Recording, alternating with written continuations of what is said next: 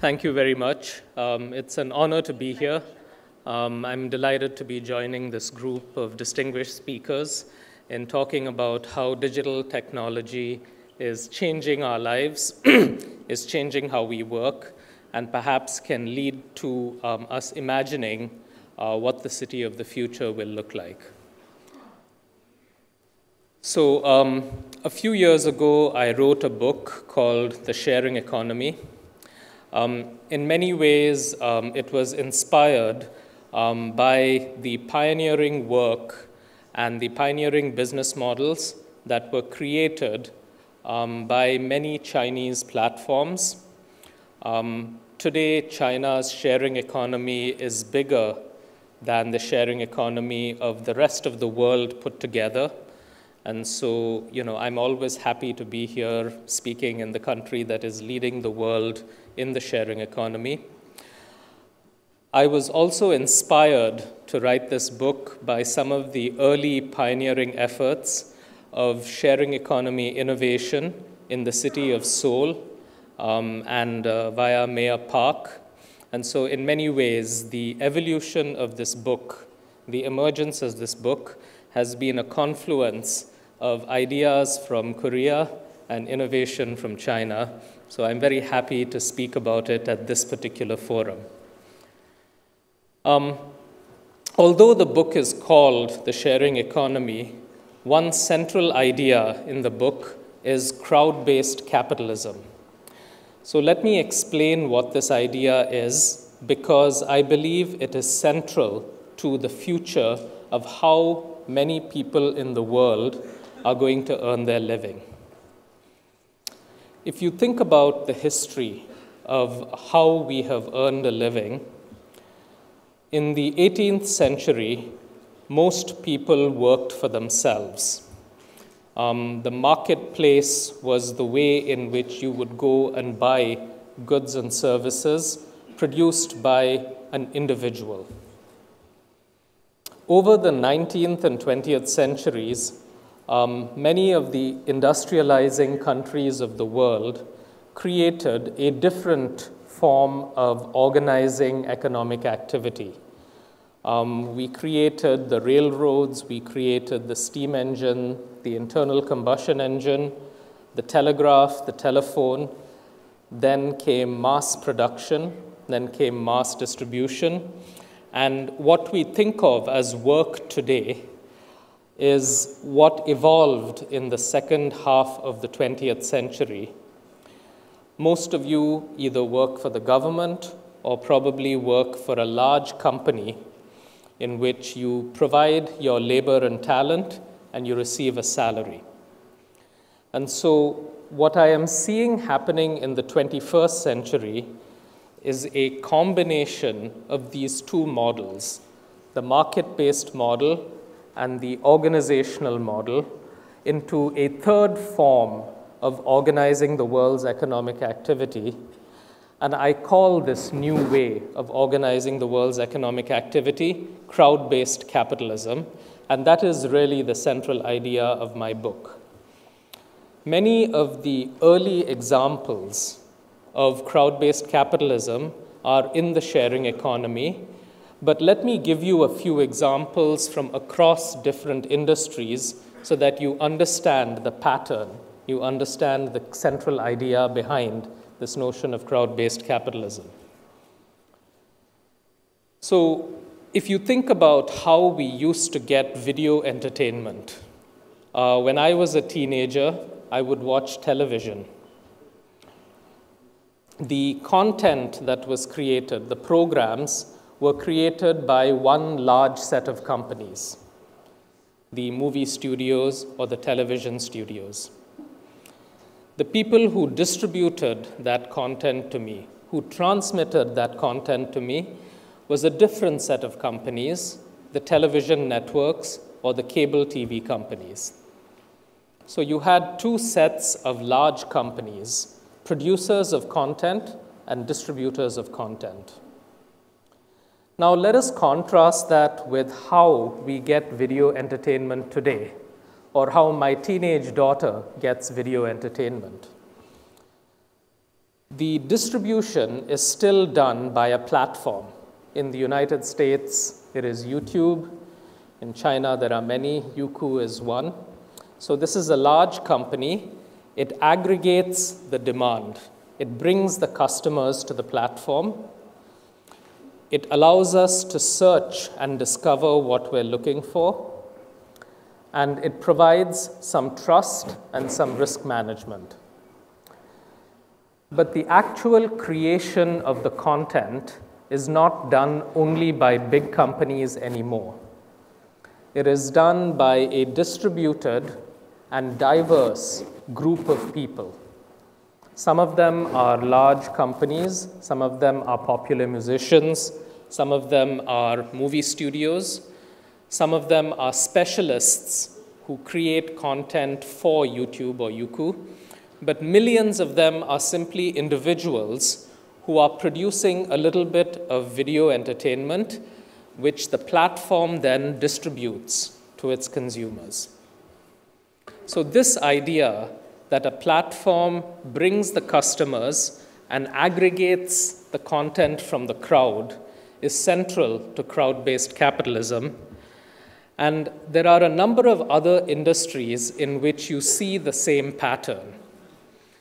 You see crowd-based capitalism in small business lending, where a platform like Lufax or Funding Circle or Lending Club aggregates the demand for small business loans, but the actual funding is provided by a distributed crowd of lenders.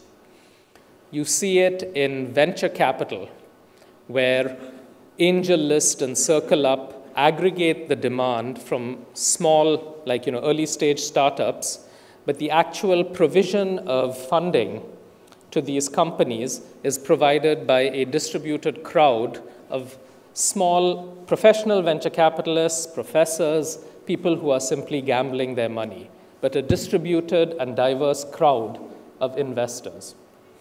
You see this in the car rental business, where platforms like Getaround and Turo in the United States, Drivey in Europe, Start in China, are allowing individuals to become tiny car rental companies through the platform.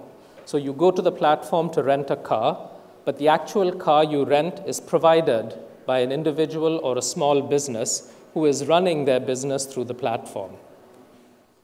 We are seeing this in education. So for example, I know that the next speaker will tell us a lot more about the education business, the online education business, but there's a wonderful example of VIP Kid from China, where the provision of English education for young Chinese kids is provided by a distributed crowd of close to 100,000 teachers in the United States who are delivering this education through the platform to millions of children in China. You see this in a wide variety of other industries as well. Larouche Kiravi in the grocery industry, Trina Solar on the Brooklyn microgrid, in even the energy sector. And so across a range of industries, we are seeing the emergence of this new way of organizing economic activity. And I believe that over the next 20 years, it will be, alongside the corporate model, one of the dominant ways in which we organize how we get our goods and services. Now, let me come back to these ideas from an example that many of you consider familiar, the example of Airbnb. Airbnb aggregates the demand for short-term accommodation from millions of people who are traveling. They provide search and discovery. You can find what you're looking for. You can find a place in Beijing. You can find a place in Seoul. You can find a place in New York. But the provision of the short-term accommodation comes from millions, 4 million hosts, individuals who are essentially running a tiny hotel-like business through the platform. And so it seems to many people that Airbnb is not in the center of the economy, that they are a small business who is on the fringes. However, if you look at the numbers, they tell a different story. If you look at the number of listings on Airbnb, it is more than the number of hotel rooms of the top 5 hotel companies of the world combined. On New Year's Eve last year, Airbnb accommodated more people than Marriott, Starwood, and Hilton combined. These are the world's 2 largest hotel chains. So this model of crowd-based capitalism is no longer on the fringes, on the borders. It is, in fact, the world's dominant company in this space is a sharing economy platform, Airbnb. Similarly, the provision of transportation is moving away from being people buying cars and towards people getting cars on demand through a wide variety of companies around the world, Uber and Lyft in the United States, Gojek in Indonesia, Grab in Southeast Asia, Ola in India, and of course, the world's leading company in the on-demand transportation space, Didi Xuxing, which has 550 million customers and over 31 million drivers. A different example of crowd-based transportation comes from France, a company that is called BlaBlaCar. It is a fun word to say. You should try saying BlaBlaCar. People enjoy saying it. BlaBlaCar offers the ability to buy a seat in someone else's car who is driving from one city to the other.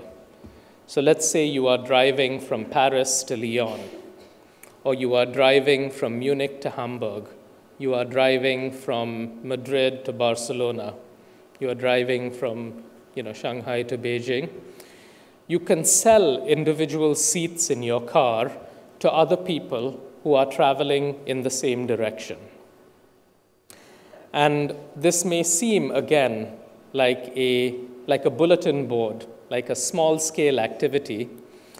But as this video depicts, the number of people who are traveling in BlaBlaCar, these are the blue dots, is growing exponentially.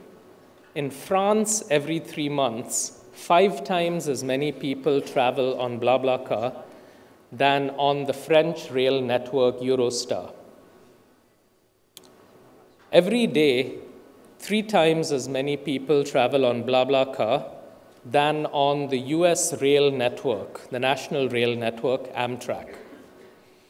And so without spending a single dollar on constructing new infrastructure, BlaBlaCar has created the equivalent of invisible infrastructure, capacity without spending on capital infrastructure. And to me, this kind of invisible infrastructure, getting capacity from spare assets, is going to be central to how infrastructure is provided in the city of tomorrow.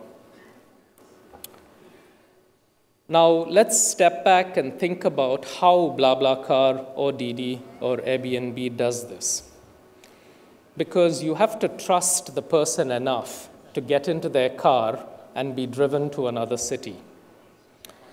We heard from Jack Ma a few minutes ago, who talked about creating new forms of trust. These new forms of trust are central to this new way, this crowd-based capitalism, to the sharing economy. There are lots of different ways in which the platforms are convincing consumers that they can trust a stranger to provide them with their services. Some of these sources include government certification. You can verify your ID. They include providing social network information, your Facebook account, your LinkedIn account, your WeChat account. They also include learning from the experiences of others through online feedback, through online peer review systems. And so it's a combination of these things that is allowing people to get into strangers' cars, to hand over the keys of their apartments to a stranger, to stay in a stranger's spare bedroom, the creation of this new trust infrastructure is central to how work is organized tomorrow. A few years ago, I surveyed BlaBlaCar users in 11 different countries, and I found that the level of trust they have in someone who they don't know, but who has a complete trust profile, is higher than the level of trust they have in their neighbors and colleagues, and it is close to the level of trust they have in their friends and family. So this new trust infrastructure is increasingly becoming what the youth of today are using to create commercial trust. Because we have not just gotten better trust infrastructures, we have gotten better at figuring out, is this person trustworthy, by looking through this kind of trust platform. And the reason why I bring this up, the reason why I'm talking about trust in a discussion about the future of the economy and work, is because if you look at the history of business, every time a new system of trust, commercial trust, is created, it changes how the world organizes its economic activity. We started by trading in villages. We would only trade with people who we knew. A couple of thousand years ago, governments started providing rules and regulations that allowed us to expand our trade. A few hundred years ago, more sophisticated institutions, contracts, courts, property rights, further expanded trade. The fourth phase, which we saw over the last 50 years, was company brand. You buy a cup of coffee from Starbucks, you don't ask them for a contract, you expect that the quality today will be the same as the quality yesterday because they want your business tomorrow. And right now we are in the fifth phase, very early, of the digital trust. And since we have a new trust infrastructure, over the next 20 years, this will fundamentally reorganize the world's economic activity. I have already seen examples of crowd-based systems entering traditional corporations. The New York Times uses a crowd-based system to use on-demand workers for their project work. There are many large telecom companies that are using crowds of people to be able to install 5G equipment instead of using a full-time workforce. Heineken, the large beer company, is using a platform strategy to sell microbrews instead of producing the beer itself. Klockner has created a new platform for reorganizing the steel industry. So the purpose of all of these examples is to explain to you that it is not just these new platform-based companies that are adopting this new model of work. It is also traditional companies, and this is going to fundamentally change how people earn a living. It's not going to be through full-time employment with a salary. It's going to be through a variety of work arrangements that are not employment, that may be freelance, that may be individual entrepreneurship, that may be running a small business through a platform. And I will conclude with a couple of thoughts about what are the big societal challenges as we transition into this world where work is not full-time employment, but work is on-demand, non-employment, freelance, gig, individual entrepreneurship.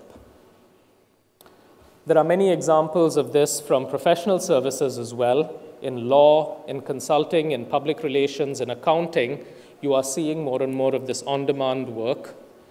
According to some statistics, 40% of the US workforce today earns all or part of their income from freelance work. What ends up happening is that the individual no longer has the employer to provide them with stability, income stability, benefits, and security. And so society needs to invent a new way of providing this social contract. Society needs to come up with new systems for providing the security and the stability that people need, that people always ask for from their full-time employer. And finally, as we transition from the world of full-time employment in the industrial capitalism era to the world of crowd-based capitalism and on-demand work, 1 in 3 people over the next 20 years is going to have to reskill themselves or learn how to do something new. And so every society, every city, every government agency has to be thinking very carefully about how are we going to enable this workforce of ours to transition successfully from the old economy to the new economy. This is perhaps the most important public policy challenge in the labor space over the next 20 years. I will stop there. Thank you very much for your attention.